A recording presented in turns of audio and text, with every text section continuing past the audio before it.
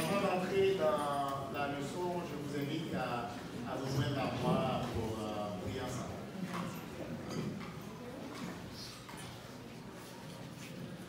Éternel, nous présentons devant toi avec beaucoup d'humilité quand nous reconnaissons que nous sommes tous pécheurs et que nous ne sommes pas dignes de ta bienveillance.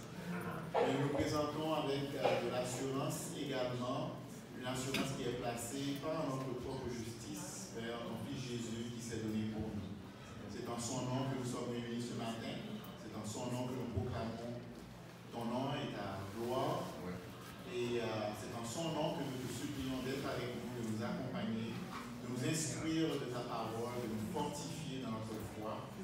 Nous prenons le temps d'élever devant toi également ceux parmi nous qui souffrent, ceux qui sont en convalescence. Nous te prions de continuer d'être avec Olga et de lui permettre de retrouver sa santé. Amen. Nous te prions aussi d'être avec Robert, de l'accompagner dans son établissement. Nous te prions pour les situations à travers le monde où les hommes et les femmes et les enfants souffrent en grand nombre, comme ce qui se passe en Chine, dans la province de Wuhan. Nous te prions d'intervenir puissamment à côté de ces gens qui sont affectés du virus. Éternel, sois avec nous. Nous savons que tu es un Père, qui se soucie de nous et qui prend soin de nous.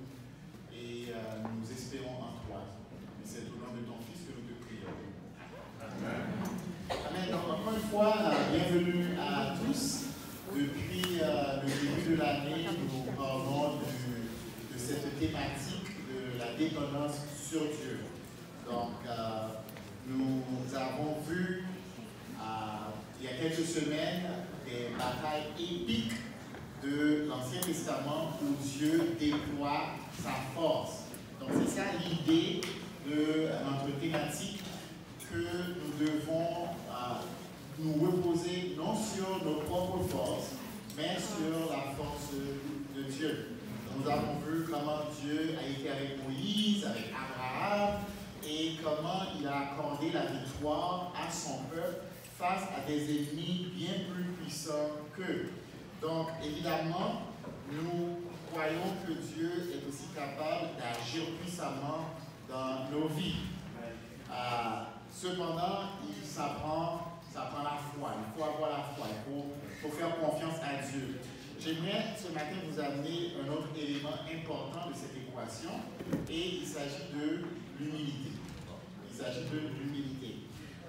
Il y a Saint Augustine qui a dit que c'est l'orgueil qui transforma les anges en démons. Et c'est l'humilité qui fait que les hommes deviennent des anges. C'est l'orgueil qui transforma les anges en démons. Et c'est l'humilité qui fait que les hommes deviennent des anges. Donc c'est très important d'avoir l'humilité pour pouvoir reposer sur Dieu et non sur sa propre force. Okay? Donc ce matin, nous allons parler du rôle que l'humilité joue dans cette équation, dans cette posture, reposer sur la force de Dieu et non sur nos propres forces. Nous allons lire ensemble une histoire de la Bible. C'est l'une des plus belles et des plus émouvantes histoires de l'Ancien Testament. Et il s'agit de l'histoire de Naaman. Donc, on va lire dans 2 Rois, chapitre 5. Puis, je vous encourage d'être patient avec moi. C'est quand même un long passage, mais qui est tellement riche, donc j'aimerais qu'on le lise dans son ensemble. Donc, on va commencer au verset 1er, 2 Rois 5, verset 1er. La Bible dit, Naaman, 2 Rois 5, verset 1er, Naaman, le général en chef de l'armée du roi de Syrie, était un homme que son maître, le roi de Syrie, tenait en haute estime et auquel il accordait toute sa faveur. Car par lui, l'Éternel avait accordé la victoire aux Syriens. Hélas, ce valeureux guerrier était atteint d'une maladie de peau rendant impur. Or, dans le territoire d'Israël, des troupes de pilleurs syriens avaient enlevé une petite fille. À présent, elle était au service de la femme de Naaman. Un jour, elle dit à sa maîtresse, « Si seulement mon maître pouvait aller auprès du prophète qui habite à Samarie, cet homme le guérirait de sa maladie. » Naaman répéta au roi les propos de la jeune fille du pays d'Israël. Alors le roi de Syrie lui dit, « C'est bien, rends-toi là-bas, je vais te donner une lettre pour le roi d'Israël. » Ainsi Naaman se mit en route en portant 350 kilos d'argent, 70 kilos d'or et 10 vêtements de rechange. Arrivé à Samarie, il remit au roi d'Israël la lettre dans laquelle il était dit, « Tu recevras ce message par l'intermédiaire de mon général Naaman, que je t'envoie pour que tu le guérisses de sa maladie de la peau. » Quand le roi d'Israël eut pris connaissance du contenu de cette lettre, il déchira ses vêtements et s'écria, « Est-ce que je suis Dieu, moi? Est-ce que je suis le maître de la vie et de la mort pour que cet homme me demande de guérir quelqu'un de sa maladie de la peau? Reconnaissez donc et voyez qu'il me cherche querelle. » Lorsque Élisée, l'homme de Dieu, apprit que le roi d'Israël avait déchiré ses vêtements, il lui fit dire, « Pourquoi as-tu déchiré tes vêtements? Que cet homme vienne donc me voir, et il saura qu'il y a un prophète en Israël. » Naaman vint donc avec ses chevaux et son char, et attendit devant la porte de la maison d'Élisée. Celui-ci lui fit dire par un envoyé, « Va te laver 7 fois dans le Jourdain, et tu seras complètement purifié. » Naaman se mit en colère, et il s'en alla en disant, « Je pensais que cet homme viendrait en personne vers moi, qu'il se tiendrait là pour invoquer l'Éternel son Dieu, puis qu'il passerait sa main sur la partie malade et me guérirait de ma maladie de la peau. Les fleuves de Damas, la Mana et le Pampa ne valent-ils pas mieux que tous les cours d'eau d'Israël? Ne pourrais-je pas m'y baigner pour être purifié? » Il fit donc demi-tour et partit furieux. Mais ses serviteurs s'approchèrent de lui pour lui dire, « Maître, si ce prophète t'avait ordonné quelque chose de difficile, ne le ferais-tu pas? À plus forte raison devrais-tu faire ce qu'il t'a dit, s'il ne te demande que de te laver dans l'eau pour être purifié. » Alors Naaman descendit dans le Jourdain et s'y trempa 7 fois, comme l'homme de Dieu le lui avait ordonné, et sa chair redevait nette comme celle d'un jeune enfant. Il était complètement purifié. Il retourna vers l'homme de Dieu avec toute son escorte. Lorsqu'il fut arrivé, il se présenta en lui disant, « Voici, je reconnais qu'il n'y a pas d'autre Dieu sur toute la terre que celui d'Israël.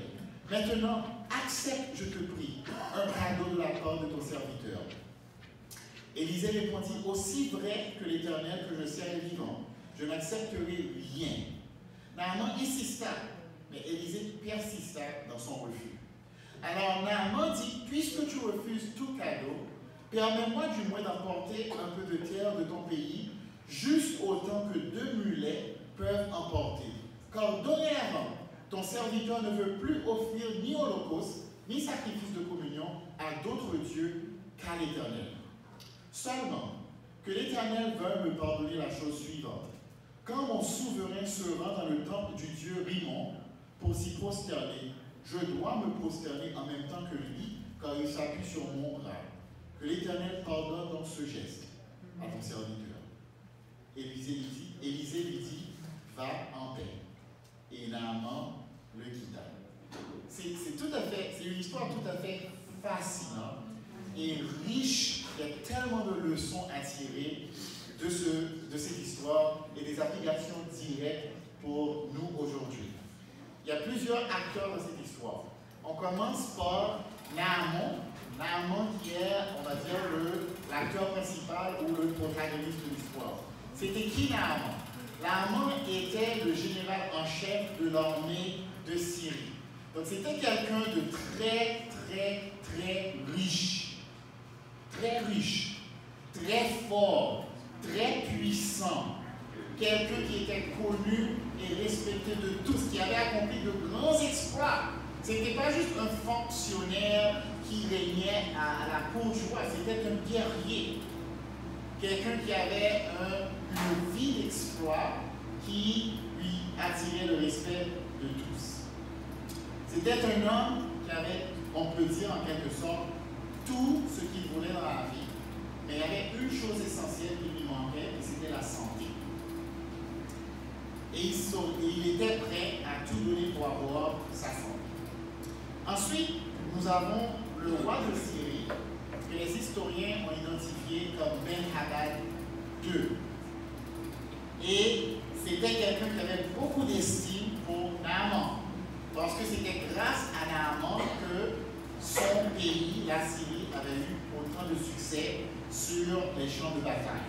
Donc il avait beaucoup d'estime pour Naaman, c'était peut-être même un ami. Donc, à la requête de Naaman, le roi syrien fait ce qui était logique.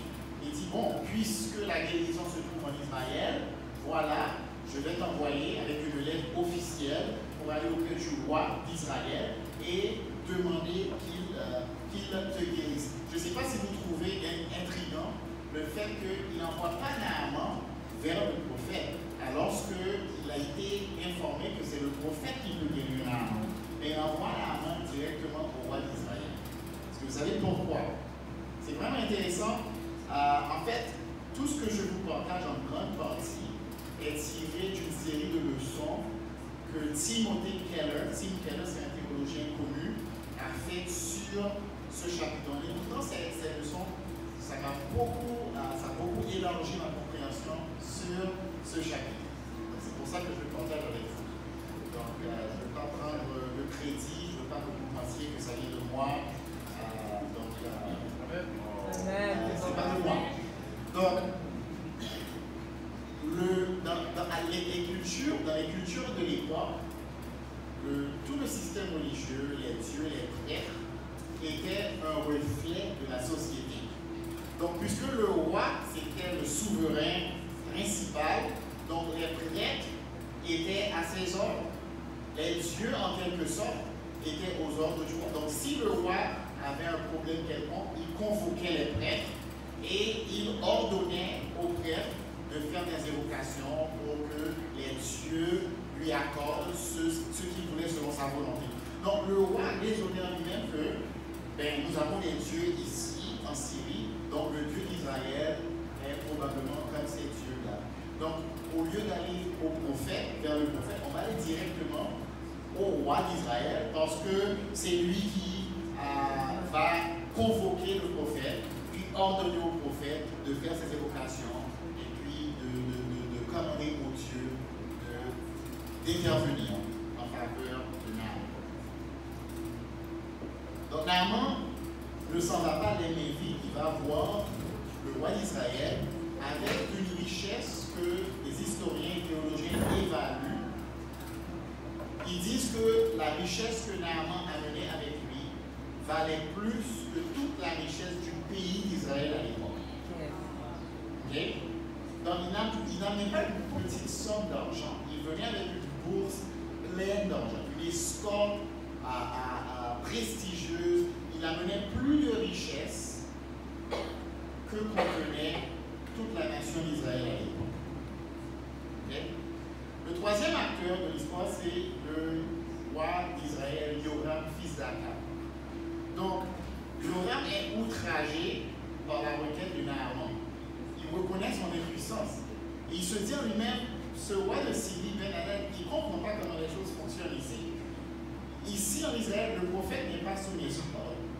En fait, Dieu n'est pas sous mes ordres. Je n'ai pas la puissance ni l'autorité de convoquer Dieu ou le prophète et de leur dire quoi faire. Donc il est outragé par la requête de Naaman et il craint que cette requête, ce malentendu, puisse engendrer un conflit entre les deux nations.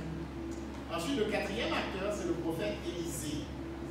Puis il est important de comprendre que les prophètes d'Israël à l'époque, ce n'étaient pas de simples guérisseurs, ce n'étaient pas des gens qui venaient puis qui faisaient des simagrées, qui invoquaient.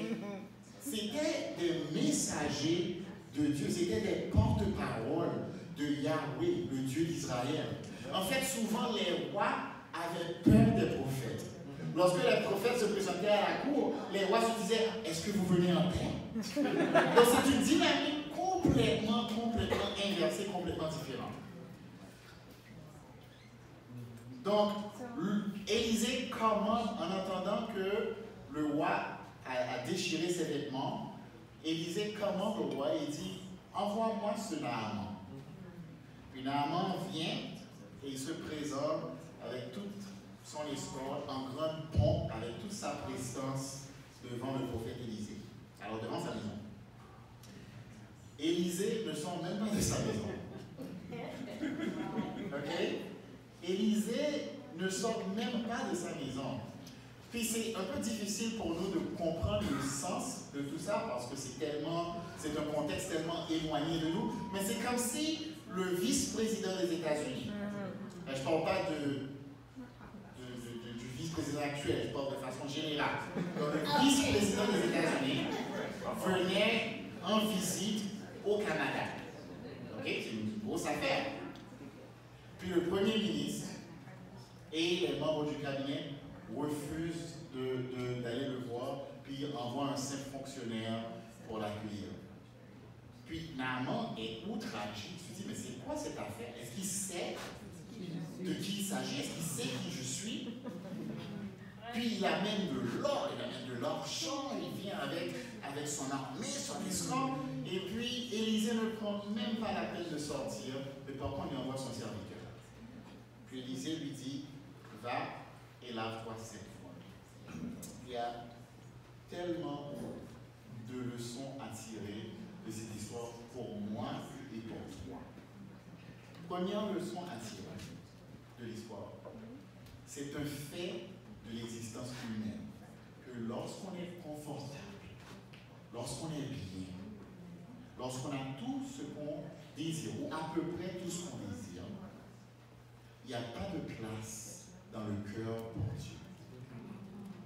Mais la réalité de l'existence humaine est telle que, quelle que soit ta situation, tu peux avoir une situation économique confortable, tu peux être dans une relation amoureuse, quelles que soient les conditions de ta vie, il va toujours te manquer quelque chose.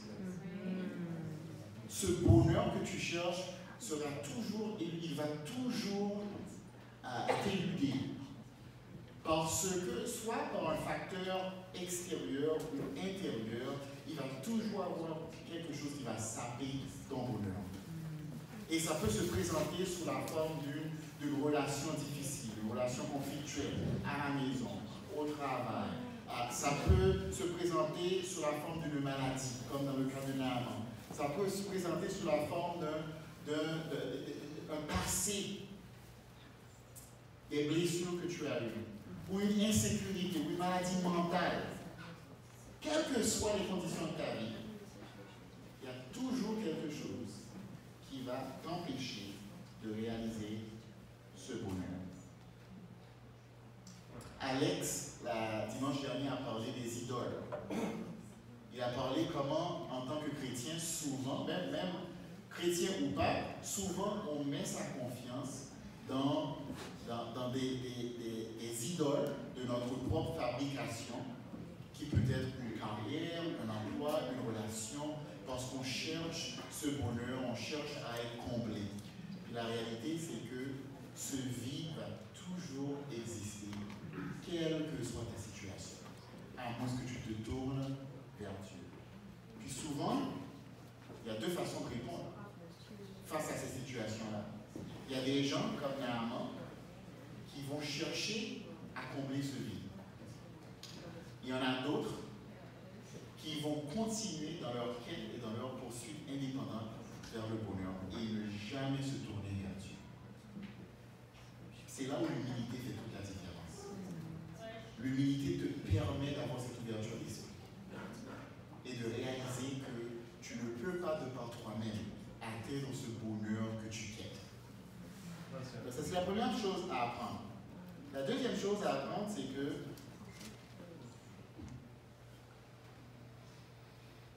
Naaman se présente d'une certaine façon en Israël et il retourne en Syrie avec une posture complètement différente. Naaman s'en vient en Israël pour acheter sa guérison, pour acheter sa bénédiction. Il vient avec son or, il vient avec son argent, il vient avec sa prestance, il vient avec sa réputation, il vient avec son image, puis il est en train de dire, donnez-moi ma guérison, je le mérite. Finalement, et le prophète lui communique que le don de Dieu, c'est quoi? C'est un don gratuit. C'est un don gratuit. Dieu ne respecte personne. Dieu ne montre pas de favoritisme. Quelle que soit ta situation sociale, quel que soit ton niveau d'éducation, quelle que soit la couleur de ta peau, quel que soit ton niveau intellectuel, rien n'impressionne Dieu. Ce qui impressionne les hommes n'impressionne pas Dieu. Le don que Dieu offre, c'est un don gratuit. Un don qu'on ne peut pas mériter. Puis je pense que, je parle à la première personne, mais je pense que ça s'applique à tout le monde. Même en tant que chrétien, souvent on peut avoir l'attitude de Naaman. On se présente à Dieu avec ses exploits. On dit, mais j'ai assez prié, puis j'ai assez lu ma Bible, j'ai assez fait l'aumône aux pauvres, j'ai assez servi. Puis je mérite que Dieu réponde à mes prières. Je mérite que Dieu m'accorde cette bénédiction. Et on oublie qu'on mérite rien. Puis la seule condition pour recevoir le don de Dieu, c'est d'accepter qu'on ne mérite rien, de reconnaître sa pauvreté spirituelle. On ne peut jamais mériter quoi que ce soit de la part de Dieu. Mais le fait de ne pas mériter le don de Dieu et le fait que le don de Dieu est gratuit ne veut pas dire qu'on n'a rien à faire. Il faut se soumettre par humilité en acceptant ce don et en obéissant au commandement de Dieu. Naaman a dit, mais pourquoi irais-je me laver dans les eaux sales du Jourdain alors qu'il y a des belles rivières en Syrie?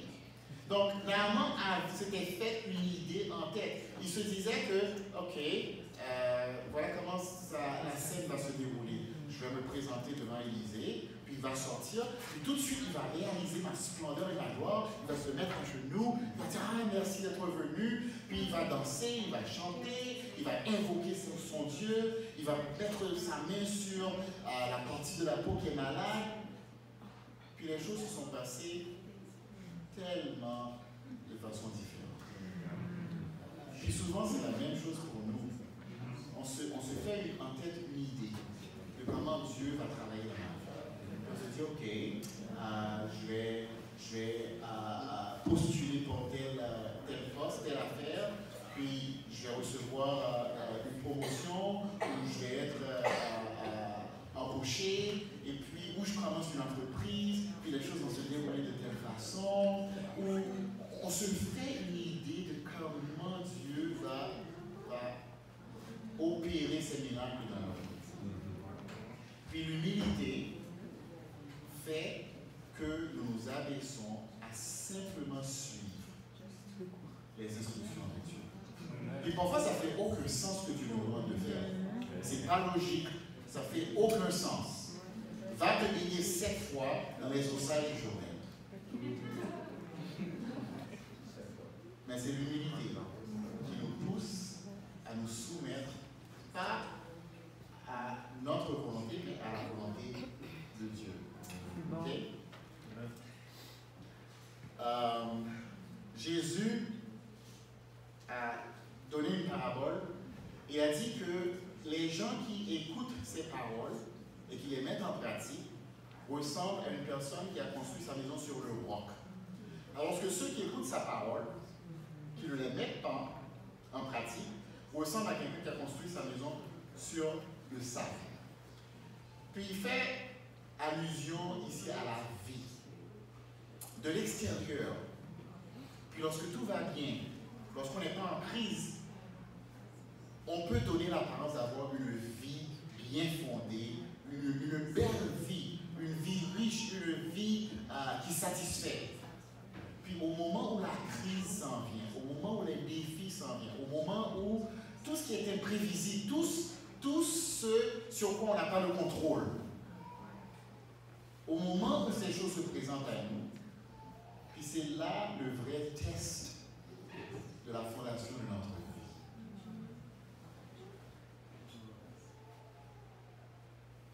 Une autre leçon à apprendre de ce passage, on a parlé d'humilité, du don gratuit de Dieu. Une autre leçon à apprendre, c'est que le plus grand besoin, là je parle à tout le monde, à moi, à tout le monde, le plus grand besoin de l'homme est de nature spirituelle. Votre plus grand besoin est de nature spirituelle. Souvent, on pense que notre besoin est matériel. Ce dont on a besoin le plus est de nature spirituelle. Naaman s'en va principalement en Israël pour obtenir la guérison. Puis, tout le monde ici qui a été malade comprend comment c'est embêtant d'être malade, surtout lorsque c'est une maladie chronique.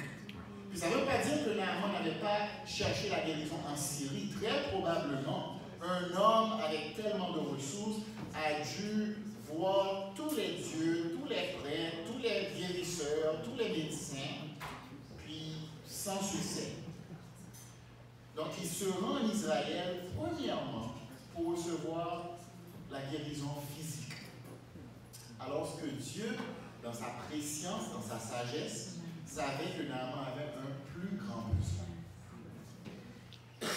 Il s'en retourne, non seulement avoir reçu la guérison physique, mais avoir découvert le salut. Puis il y a un parallèle avec une histoire dans l'évangile de Marc. Marc, l'évangile nous dit au chapitre 2 qu'il y avait un homme qui amena un homme qui paralysé, un paralytique, qui fut amené à Jésus par 4 amis.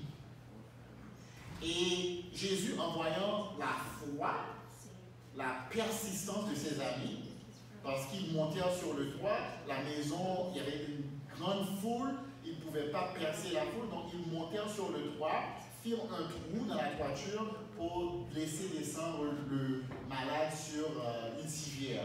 En voyant leur foi, Jésus dit à l'homme, tes péchés te sont pardonnés. Puis on peut raisonner que l'homme ne vint pas voir Jésus pour ses péchés. Ce qu'il voulait, c'est être guéri. Mais ce passage aussi illustre le fait que nous, on pense souvent sur le plan matériel, sur la dimension physique, alors que Dieu pense en premier sur la dimension spirituelle. Nous, on voit l'homme physique, on voit les besoins matériels, alors que Dieu voit premièrement notre besoin spirituel. Naaman, à l'avoir Élisée, premièrement pour sa guérison physique, il s'en retourne avec quelque chose de bien plus précieux. Tes péchés te sont pardonnés. Il a fait la découverte du Dieu d'Israël.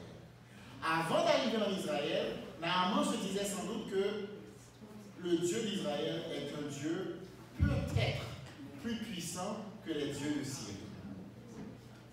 Mais il s'en retourne en disant, il n'y a pas d'autre Dieu que le Dieu d'Israël. Il ne s'exclame pas que le Dieu d'Israël est puissant. Ce n'est pas ce qu'il dit, c'est pas ce qu'il affirme. Il dit qu'il n'existe pas d'autre Dieu que le Dieu d'Israël. Donc il a compris son besoin spirituel et il a reçu le salut à cause de sa foi. La leçon pour nous, c'est nous devons faire l'effort de penser à nos besoins spirituels avant nos besoins physiques. Si tu te laisses guider par tes besoins physiques, ça t'emmène dans une direction. Alors que si tu te laisses guider par tes besoins spirituels, ça t'emmène dans une autre direction. Pensez à vos décisions. Pensez aux décisions que vous avez prises cette semaine. Ce mois-ci, depuis le début de l'année. Est-ce que c'est des décisions qui sont guidées principalement par vos besoins physiques ou des décisions qui sont guidées par vos besoins spirituels? Ensuite, la dernière leçon à tirer, c'est le fait que trouver Dieu, c'est vivre une transformation. Véritablement, lorsqu'on trouve Dieu, on ne reste pas inchangé. encore une fois, remarquez que Naaman se présenta à Élisée avec beaucoup d'orgueil, beaucoup de fierté. Puis, après avoir été guéri, en se retournant à Élisée, regardez son attitude.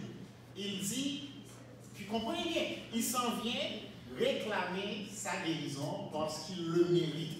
Il a l'intégrité, l'honneur, le passé, la réputation, les biens matériels. Donc, il demande sa guérison.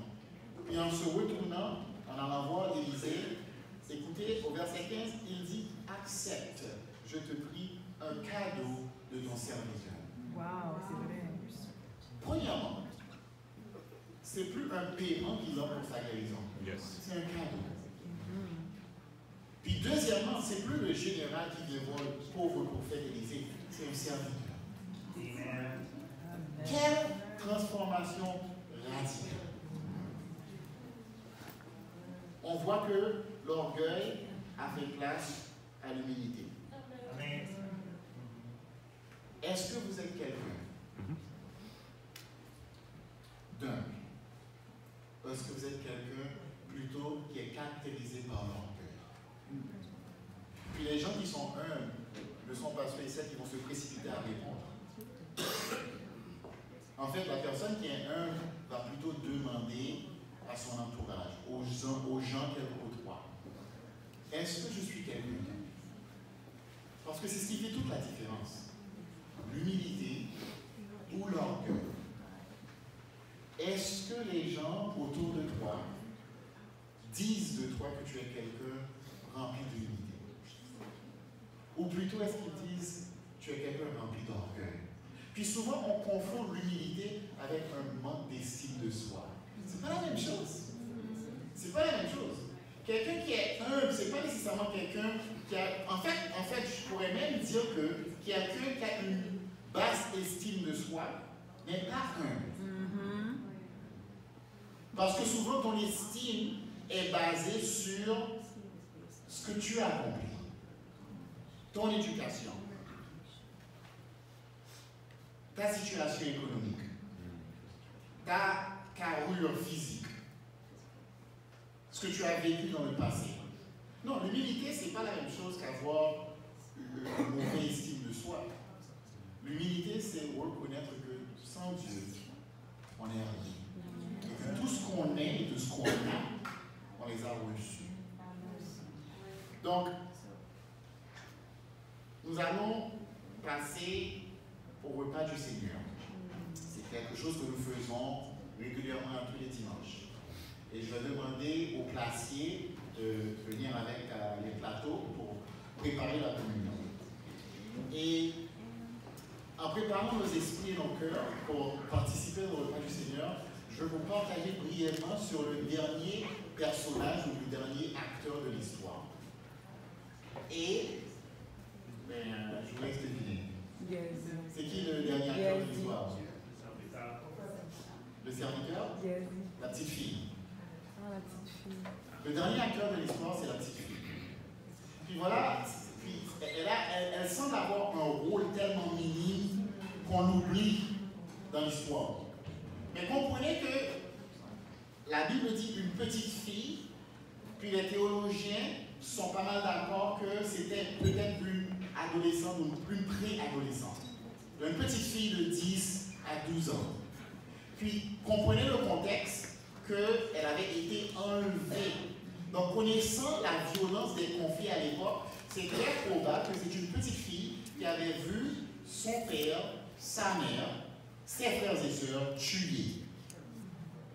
Donc elle est enlevée de sa famille, qui ont tous perdu la vie. Elle est emmenée dans un autre pays, un contexte qu'elle ne connaissait pas, puis elle est esclave, serviteur, servante.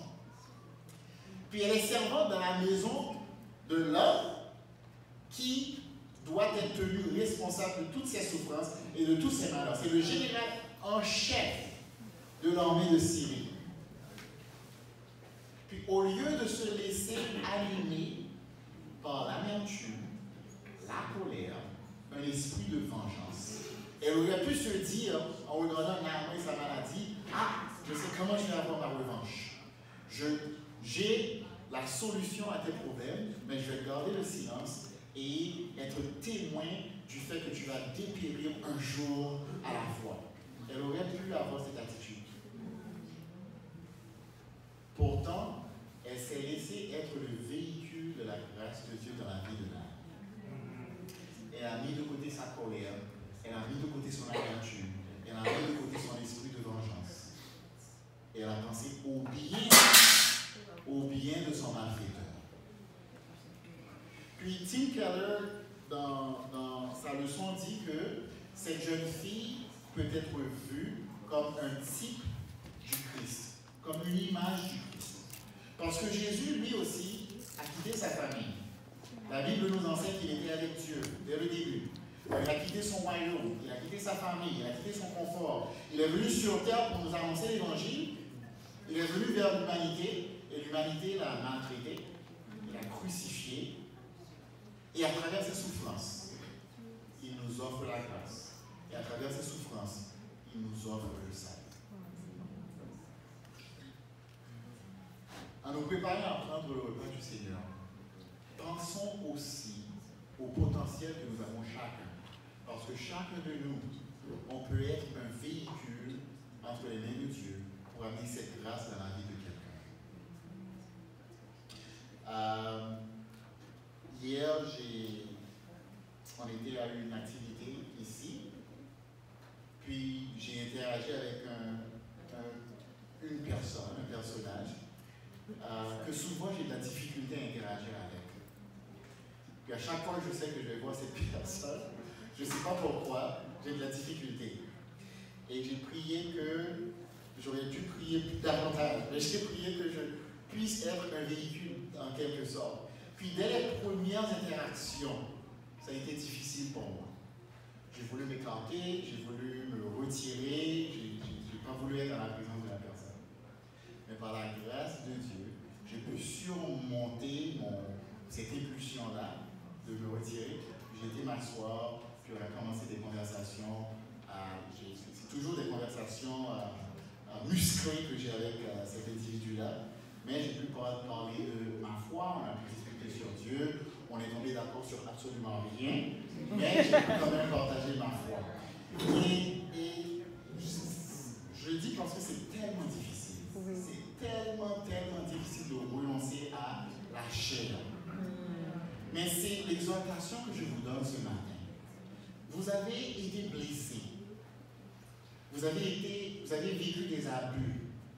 Il y a des gens qui vous ont fait du mal, soit par intention ou sans le savoir.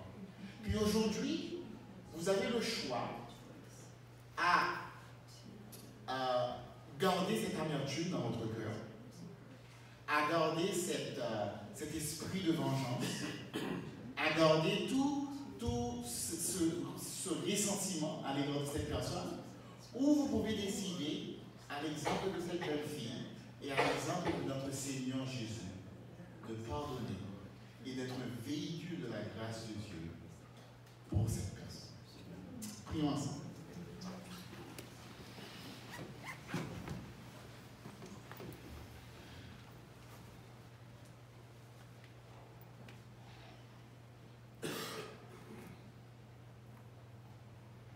Encore une fois, Seigneur, nous nous présentons devant toi.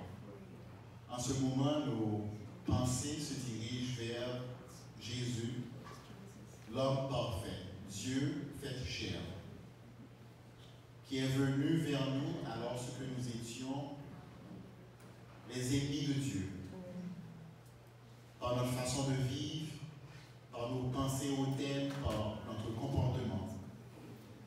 Il s'est sacrifié pour nous qui ne le méritions pas, pour nous amener à toi.